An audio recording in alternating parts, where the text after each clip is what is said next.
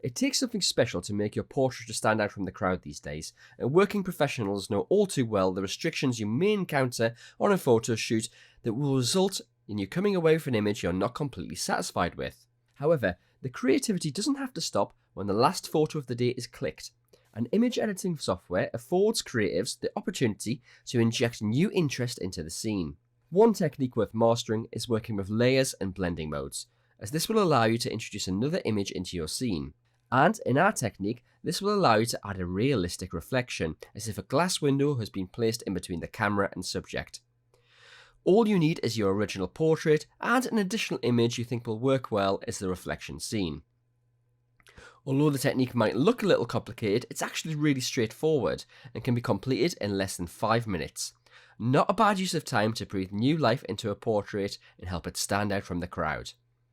So let's get started and open up both your portrait and the image you'd like to use as the reflection in Affinity Photo's photo persona. We're going to start with our reflection image, and we need to copy all the pixels in this frame. The quickest way to do that is to press Ctrl and A, and you'll see on the side the marching ants running around the frame. Next, we're going to copy these pixels to the clipboard. We can do this by heading up to Edit, scroll down to Copy. We can now close down this image as we don't need it any longer. So back at our portrait, we're now going to paste the reflection image over our portrait. And you guessed it, to do this we head up to Edit, scroll down to Paste. It might well be the case that your reflection image is too big or too small, or you just simply want to reposition it in the frame. To do this, all you need to do is head to the left hand side of the interface and select the Move tool.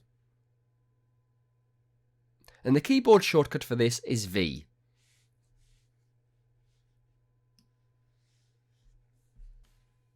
So I'm going to position mine with the nice tram just to the left of center, somewhere like that. If it helps, you can head to the Layers panel and lower the opacity of the reflection image. This will then help you reposition it and get the framing spot on. Once you're finished, just increase the opacity back up to 100%. With the reflection layer in place, it's now time to change the blending mode, which will affect how visible the portrait layer below will appear. Head back to the Layers panel, make sure your reflection layer is selected, and then you can change the blending mode from normal to either lighten or screen. I'm going to go with screen for the time being. The reflection layer may still be a little overbearing and not give the window effect we're trying to capture. So progress the technique by heading back to the Layers panel, head to the bottom and select the Adjustments option, which is identified by a half black, half white icon. Click on it and scroll up to Levels. A dialog box will appear and you'll see a Levels layer has been added to our Layers panel. However, we only want the Levels adjustments to affect the top layer, our reflection layer. So I'm going to drag it down and to the right so it doesn't affect the layer below. You'll see there's a number of sliders and you can adjust these to affect the reflection layer. How much you move the sliders will be dependent on the tonal levels in your reflection picture, but for mine, I think I'll leave it there.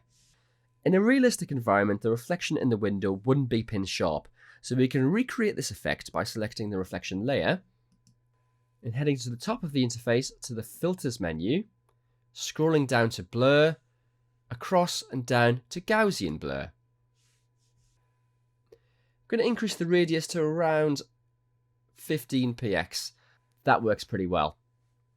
And you'll see now the reflection window effect is really starting to come together.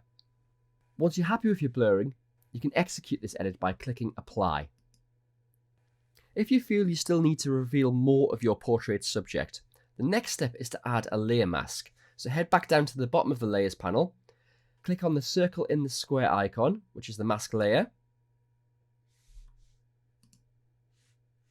Then head over to the left hand side of the interface and click on the Paintbrush tool, and the keyboard shortcut for this is B. Adding the brush straight away might be too harsh an effect, so I'm going to lower the opacity of the brush to around 50%.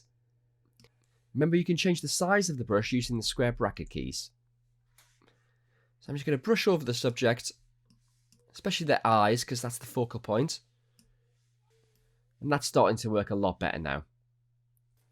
There we go, the technique's done in less than 5 minutes. All you need to do now is export the file by heading up to File, scrolling down to Export, and you can save the file in your chosen format like a JPEG or TIFF.